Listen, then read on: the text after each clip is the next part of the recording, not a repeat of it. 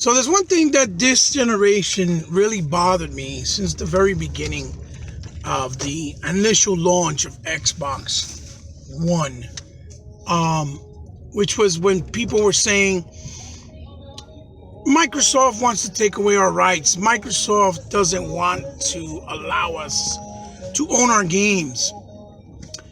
And basically, a lot of the rambling came because of the idea and the thought and the presentation of having a DRM behind certain games or all games so that the developers would have the right to make extra money and not be able to lose money once you buy into their game and you sell it back to a company like GameStop.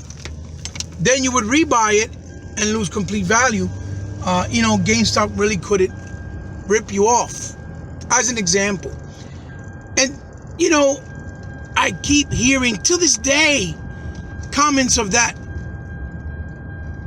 same concept and idea, which never came to fruition. It was the thought behind the whole vision for Xbox. They saw that the fan base or the community base wasn't really happy, so they retracted and changed it. It never happened. Never happened. We never lost any rights of DRMs, or had DRMs or 24-hour checking in on the console like everyone, keeps bringing up, which we all know started back with, PC and things like PlayStation 3. And nobody really talked about it. Or they acted as if, it never happened when it came to the Sony side. But there's two more things that have been bothering me. Really three, but two of those connect to one. And I still keep hearing it today, till this day.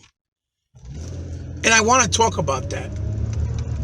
Even if it's something that's maybe old news to some, but it's a point that really irks me because I think it's irresponsible in the part of us in the Xbox community, or the ones that so-called are the leaders in the Xbox community, that never really pointed out or talk about it.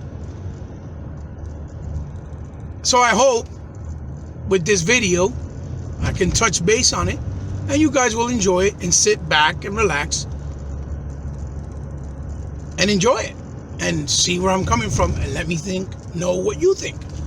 So what's up, guys? It's me, your boy He-Man. Thank you for coming back to my video or to my channel. I hope with this video we can touch base on those two topics.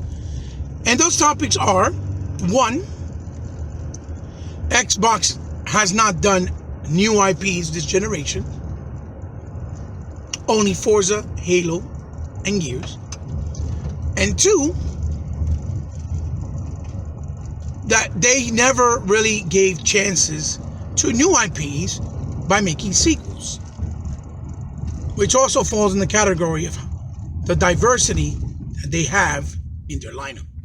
So stay tuned with me, guys. We're going to go into a little conversation from my point of view, my perspective, and we're going to break it down. I'm going to show you some of the games that we already know and you're already going to know, but we'll talk about them. And hopefully you'll see where I'm coming from, and you'll probably feel the way I feel, or you probably won't. Either way, it's good for gaming conversation, and it's a topic that I've been wanting to talk about for a little while in a video. So I'll see you soon in another venue with another presentation in front of you. Please stay tuned and let's get with it. Hang on. I hope you enjoy the ride, right? See you soon. Okay, guys, let's get into it. Like I was telling you in the introduction, first, I want to start with what I was telling you guys about subjects and topics that to this day continue on about Microsoft and Xbox and this generation with their libraries and games. And I told you it was three things that still were bothering me to this day that always come up, besides the very beginning of the launch, where all they talked about was DRMs, Microsoft wanting to take away your rights, not allowing you to own your games, and things of that nature, etc., etc. So I wanted to start with, how people try to say that they don't give any second chance or opportunities to existing titles that they have or other titles that they have that maybe didn't fare so well in the market, right? In the with the first launch of those games, and that they only care about Halo, Gears, and obviously Forza. Even though they continued to do work with games like Fable and Viva Pinata, which were all new IPs, and they did sequels to. But particularly, they try to say that they don't really do that. So I want to start with this game here, which this game, even though it's from an independent developer at the time, this was launched at the very tail end of the 360 cycle, and it's State of Decay. And if Microsoft didn't believe, like people claim, on having a belief on certain properties, whether you like the game genre or not, is not the point here, or it's not the whole story, right? They believed enough in the first game that it did so fairly well that not only did they give it a remaster this generation to kind of rekindle the spark with people that may not have tried it on the 360 era, but they gave it a sequel. And as you see, it's an Xbox One console exclusive. And here it is, State of Decay 2. And they went bigger with this one, even though it was still within the range of a smaller AA title, or maybe even a single A. It's still a 4-player co-op, which was bumped up from the 2-player in the original. And it was using Unreal Engine 4. They try to give it a more of a little story element via text and dialogue within the game when you play with certain characters. So State of Decay 2 is one of the examples of those accusations not being quite true. Another game that I want to bring up to the fold here. So, another game I want to look at here is none other than Killer Instincts. And Killer Instincts is a perfect example of fallacy and false messaging. Killer Instincts was developed originally for the Nintendo 64 when Rare was owned by Nintendo. And then, after Microsoft bought them, it kind of went dormant, even though it had an arcade version for many, many years. But Microsoft, in the beginning of the generation, was willing to take a chance, do a smaller game, and build it up to be a bigger game in scope and content as the game went along, because they wanted to reintroduce it to newer generations. And it's not even in the same vein as the original, even though the essence of the original is in the game. Killer Instinct is a perfect example of Microsoft believing in a property and introducing it and reintroducing it to a new generation and bringing it back. Which again shows that accusation and that messaging of them not believing in sequels for other than properties like Halo, Gears, and Forza is still not true. Another example is here, Connect Sports Rivals. The first game was called Connect Sports. And a lot of people are going to look at this and say, and you're probably going to be like, oh my God, and laugh because you didn't like Connect maybe, or because it's a family game, or because it's a game that you could only utilize the Connect with. And I'm going to give you an absolute nod because yes, you're right. The only mistake Microsoft did with this game was not adding the ability to play with a joystick, because people that didn't like Connect could have played it with Connect. But I guess because it's titled Connect Sports Rivals, it was only fitting that you had to use the Connect. But this game is a lot of fun. And this was also another example that they believed enough in the property that it did so well with the first game that they warranted and greenlit a sequel. Another example, and maybe you guys may think that this is a troll, Dead Rising 3. And why do I say Dead Rising 3? Yes, this is not owned by Microsoft, but the first two Dead Rising did fairly well on the 360 era. Dead Rising 1 was the most successful, and obviously Dead Rising 2 had some success, but not as big on the PlayStation 3.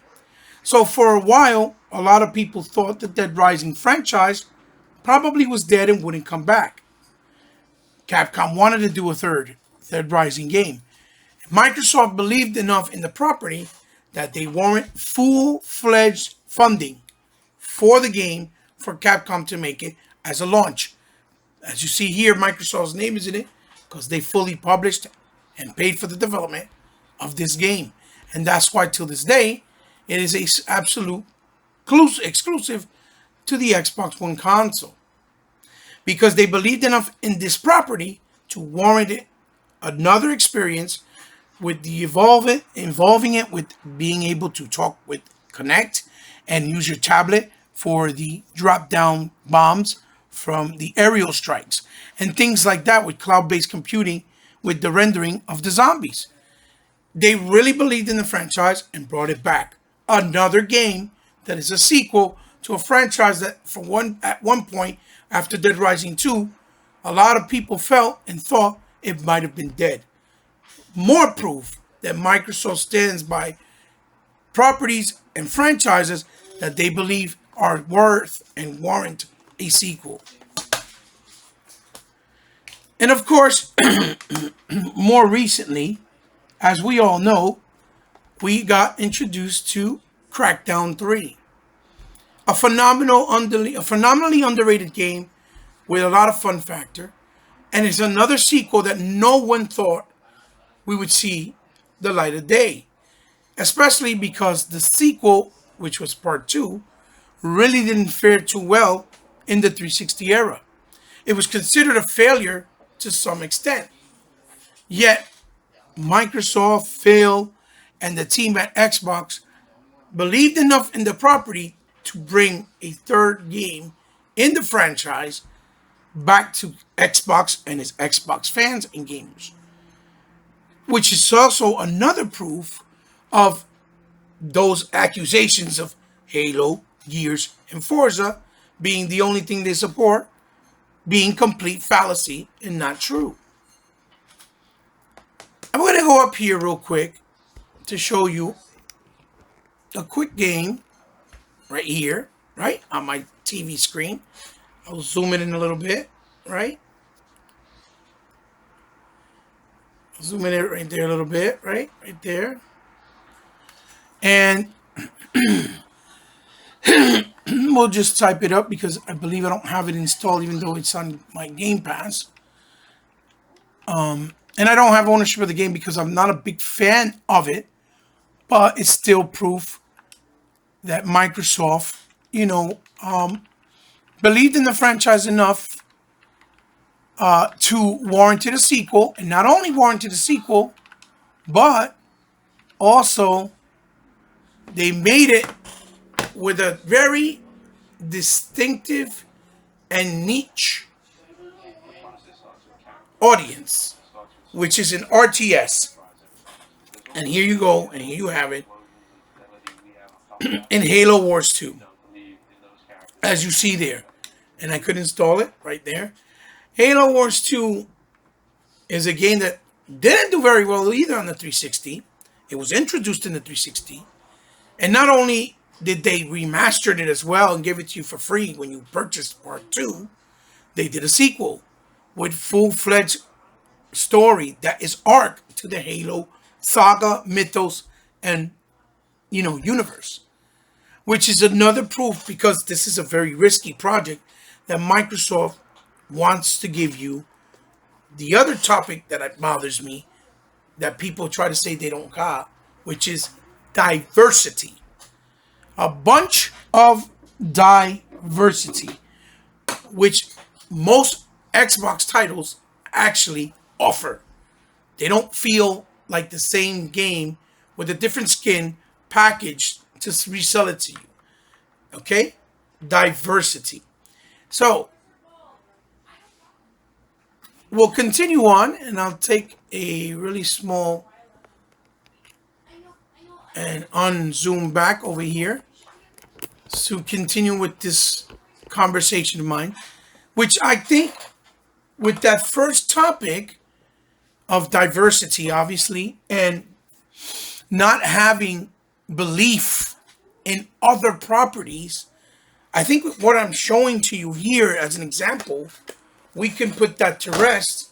That is a very big misconception and misconstrued misconception about Xbox and the Xbox series and game franchises.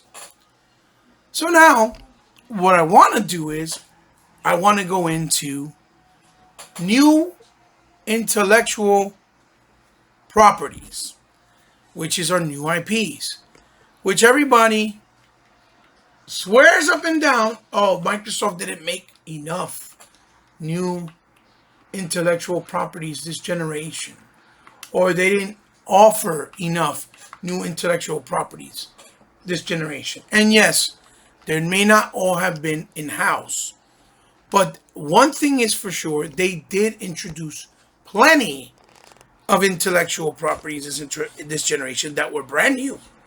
And the real problem and story here is that the so-called Xbox community and fans did not support them because either they thought they weren't good enough because they listened to Metacritic and all these other gaming outlets that shouldn't dictate what we play as gamers, because every experience in games is different for each and every individual person. This game right here, okay, Crimson Dragon, was created by none other than renowned creator of Panzer Dragoon, the series that came from Sega. One of the most sought after series in Sega console history. Okay?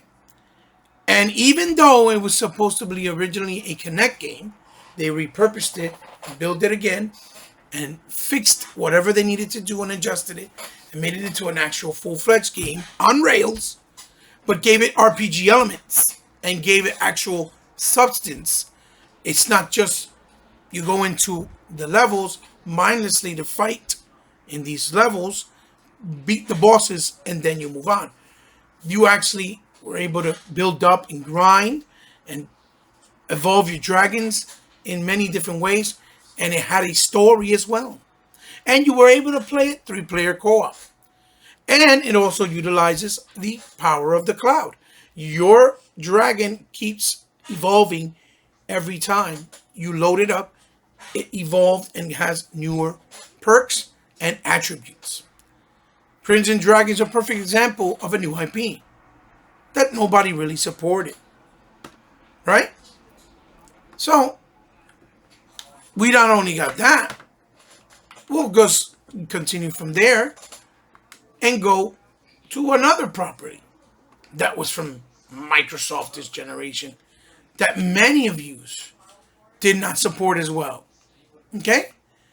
And probably never even tried, which was by a very good developer, okay, that makes excellent, unique, and different games, right, that are very underrated and underappreciated. They were so underrated and so underappreciated, so much so that,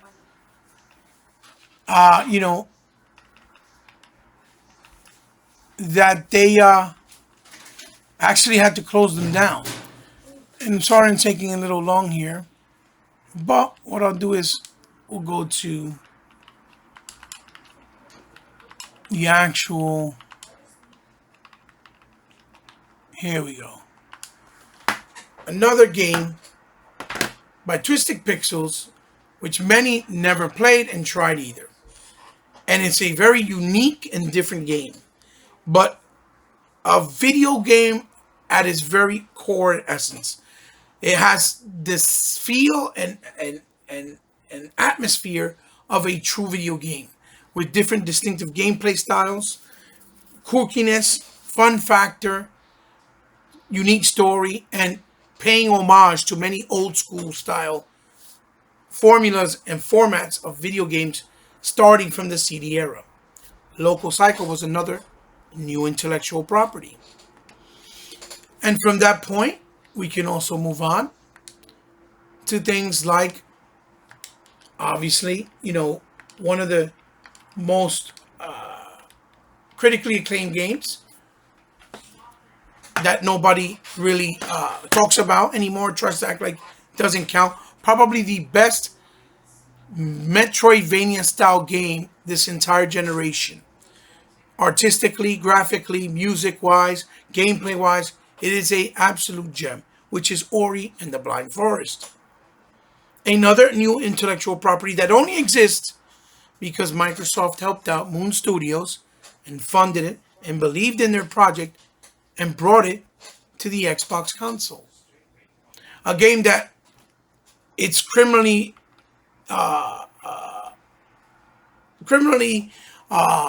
amazing. It's very good, high quality, and a lot of people don't give Microsoft enough credit for it. Yes, it got praised and one of the highest praising games this generation, but a lot of the Xbox fan base themselves really don't talk enough about it because it's not doing photorealistic graphics and it's not looking like a photorealistic game. It's more artistic in style, and it's a classic platforming action game that many people feel it's a dying genre. But Ori and the Blind Forest is another perfect example of a brand new intellectual property that did well for the most part. But also, with that being said, again, we can go to something like, let's say, the next game that many know, obviously. And yes, people feel indifferent about the idea of it now because of the fact that it's on, on another platform. But it's on another platform because, the truth of the matter is, Microsoft was kind enough to allow it there, not only to give it a bigger audience, but to help it grow a fan base. And that's Cuphead, as we all know.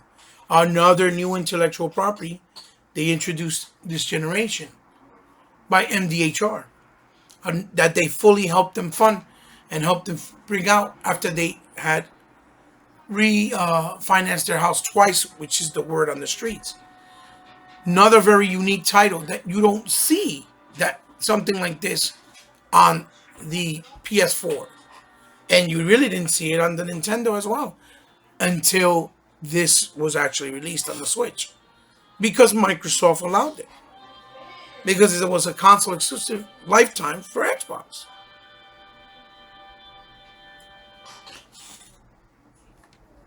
And then I can throw little things here and there that maybe not necessarily were just funded by Microsoft, but are still exclusive to the Microsoft platform because Microsoft believed in it, and there were little indie games that are really cool and different. Is this little gem here called Aratana and that Harpy's Feather, which I guarantee you a lot of people didn't play this either, but it's exclusive to the Xbox console. And it was another project that they believed in with this independent developer and brought it to the Xbox console exclusively. Another new IP. Look at all the awards. It's not just, me talking and blowing out shoehorn out of my ass. I'm just trying to educate whoever sees this video and may not know what I'm talking about. Another small game, not the greatest, but it was decent enough to warrant a playthrough that was only available on Xbox as well, is this right here, which is Wells. Another console exclusive. Yes, it's on PC. I'm not saying it's not. But the difference is that it's available on console. For console itself, it's available here, and it was not supported. And it's a nice 2D side scroller, which has a lot of different gameplay mechanics, like platforming, riding on a motorcycle, as you see there, and it had really unique art style. Looked like a Saturn game, with like it reminded me a lot of Clockwork Knight, which people didn't play. Not the best game, I'm not saying that, but a nice game altogether, enough to warrant a playthrough. And it was also an exclusive on the Xbox console. And of course, one of the ones that really also doesn't need another one doesn't really need introduction, but you guys are gonna be like, well, wait a second, what are you talking about? That's on every console. And I will explain.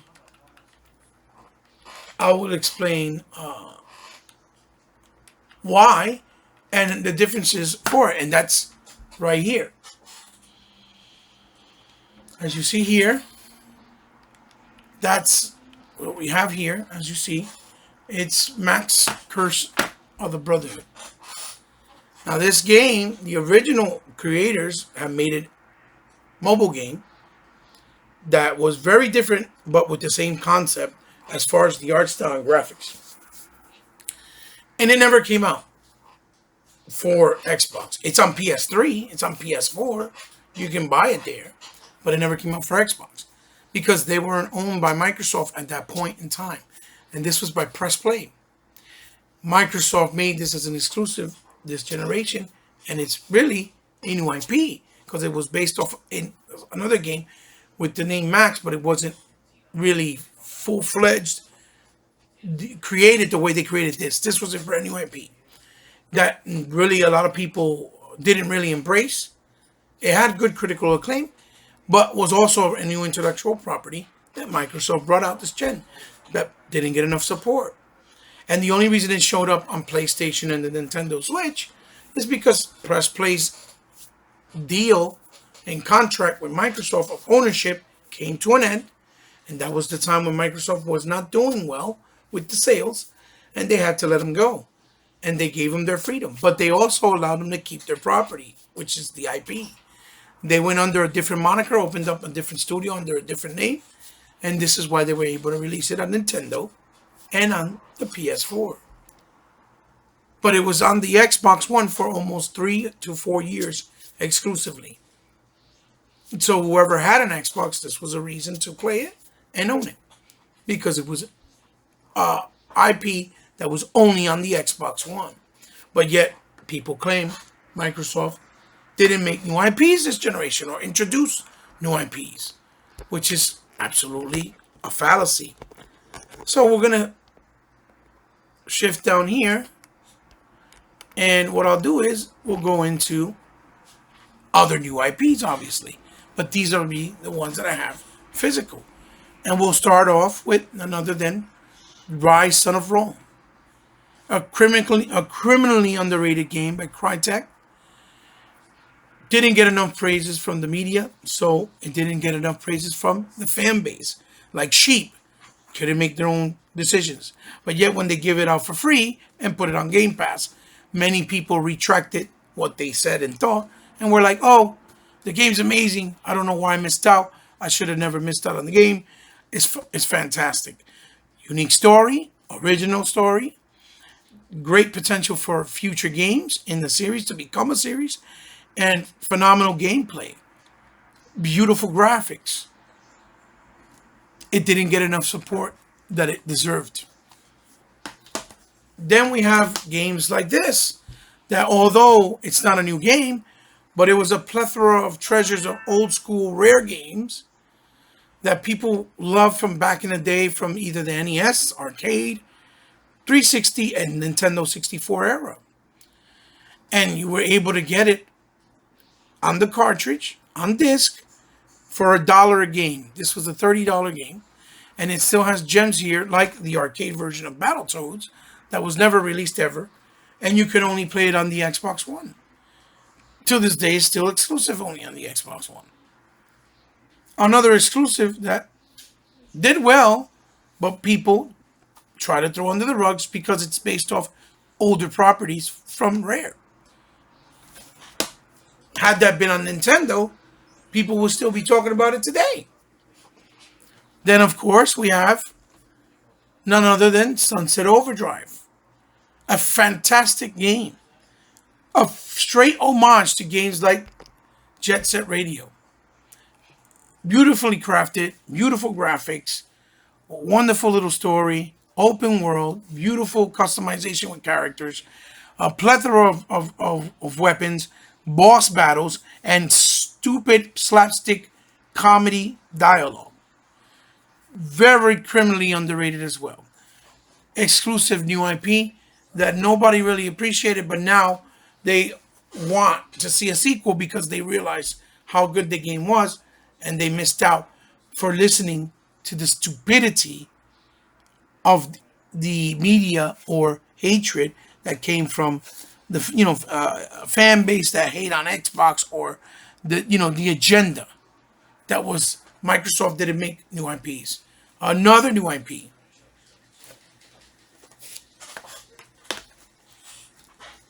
Then we have family games and IPs like this, which were a platformer, which was just introduced as well. And this was out of left field, Super Lucky's Tales, which originally was supposed to be some type of VR game.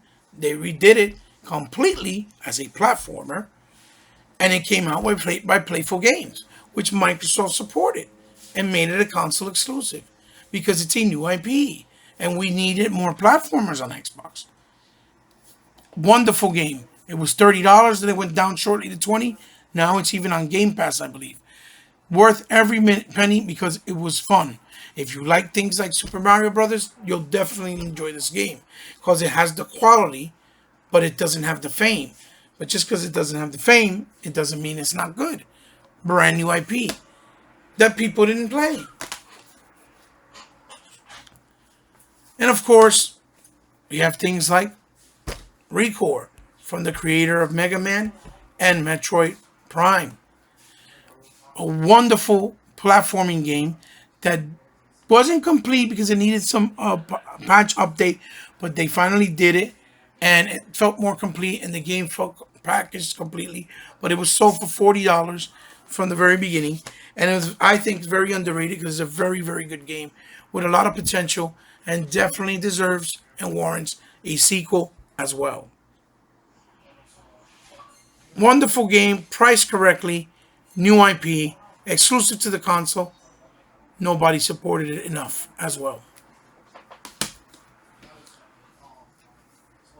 Then, of course, we have, games like Disneyland, which they reintroduced as a sequel from the 360 and repurposed it and did some new added stuff.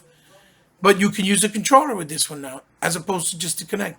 Another exclusive that was for the family, and it's actually a nice game. It's fun.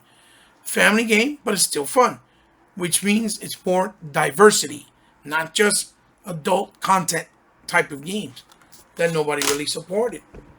Same thing goes for things like this, the Disney Rush. Another game that was repurposed from the 360, added content, you use your controller, and they gave it a second chance. And pretty sure most of the gamers on Xbox, because it's a kids game, didn't bother to try it out, even though it's for family and it has loads of fun.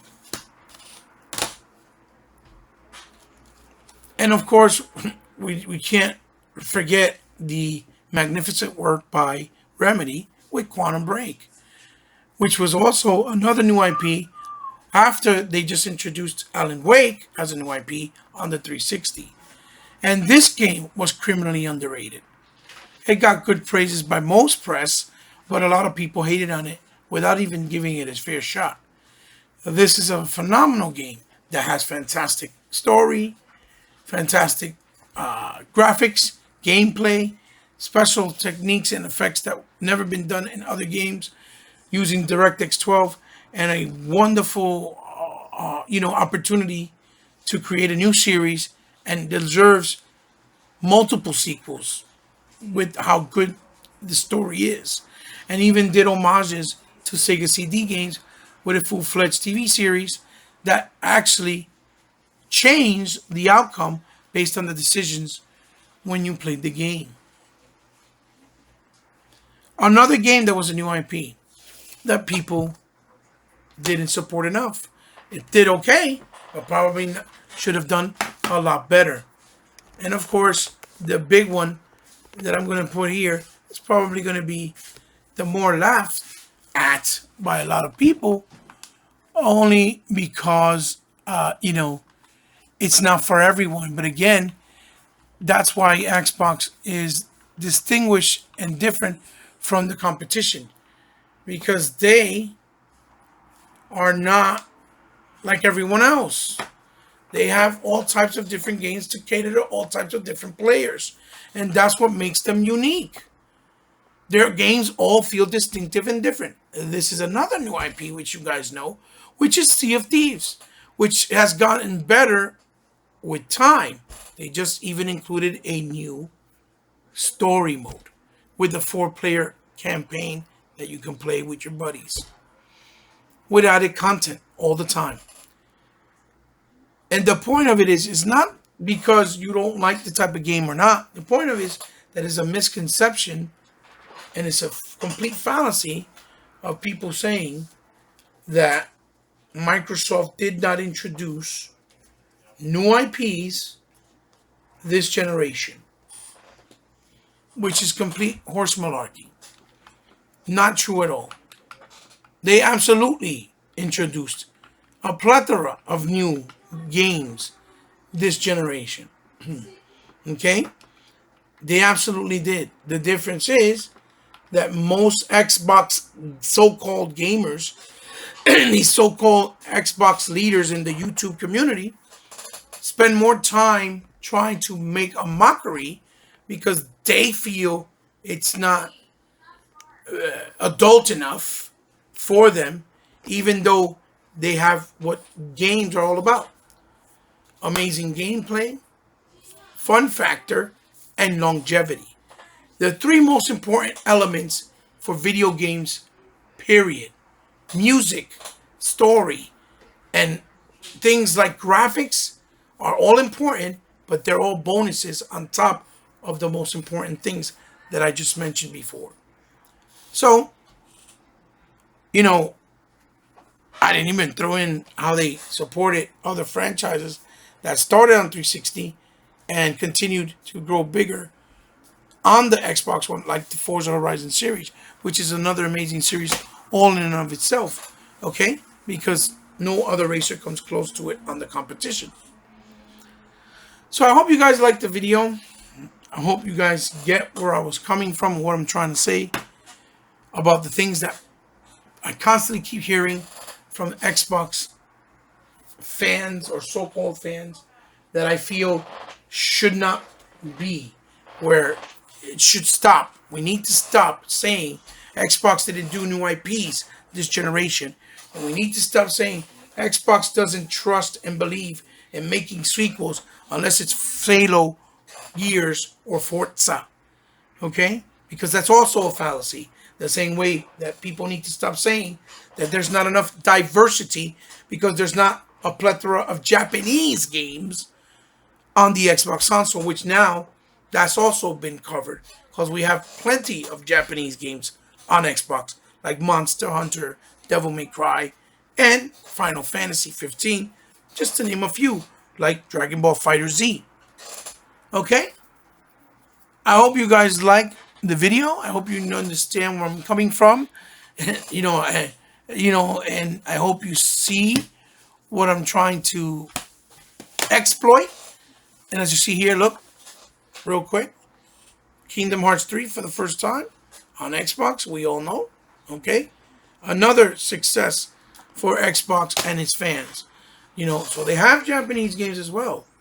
They have that covered, okay? So I hope you guys understand that these are not truthful messaging, and we're not being responsible and honest with our fan base by continuing to add fuel to the fire by saying, oh, they don't have these things, they didn't do these things just because they didn't sell enough or because Metacritic didn't give them a good score. Because that does not mean because they got low Metacritic scores the games don't exist or they didn't have new IPs. That is a absolute false messaging. And we have to take responsibility as the YouTube content provider for this brand that we so-called say we love and trust and that we, appreciate. Because I know I try to do the right thing as a YouTube content provider when it comes to the brand I like to promote, because I believe in the brand and I think it's done the best for its fans and giving us the more bang for our buck with backwards compatibility and things like a 4K player and 4K gaming, real natively 4K gaming. Guys, leave a comment down below. Let me know what you guys think. I hope you like the video. Share it with somebody you think might enjoy it as well. If you're new to my channel, thank you for stopping by. And feel free to subscribe if you like. And if you don't, it's perfectly fine. But if you do, understand that it means the world to me and you become part of my family. So if you guys know that I try really hard to bring content as honest as possible from what I can and what I could afford. If you would like to help my channel in any way with a donation of games or with little small donations like giving me a couple of dollars or donating a couple of dollars to buy more content like other games or to do figure reviews or to get better lighting, better camera, anything of that nature that will help my channel grow. I'm going to leave a link down below to my PayPal channel or my PayPal, account. You don't have to. It's not mandatory. It's only if you want from the kindness of your heart. But just remember, I do not have a Patreon. I do not have any ads that are paying me. I do not have any type of revenue coming in because I have a small subscriber base here on YouTube, so I'm not getting any revenue. This is all out of pocket with the help of my boys and my family and from myself because I love what I'm doing. I love gaming and I love this hobby and what I do. Thank you guys for joining me. I hope you appreciate the video. Love you very much. And remember, Xbox for life, like it's sickness, it can't be cured. That's my saying. That's my slogan, people. Don't get triggered. It's just gaming. It's all in good fun. Love you guys. And until the next one, see you then. Bye-bye. Really fast, guys, one more thing that I also forgot to add, a quick little added bonus, was another new IP that Microsoft introduced to the world this generation, which was Titanfall. And don't get it twisted. This franchise would not have existed unless Microsoft gave Respawn Gaming the support and the development funding to create and make the game. Which there's many articles out there that said, clear as day, Titanfall was saved by Microsoft because Sony said no. So they didn't create new IPs this generation? I don't really think so. Very false information.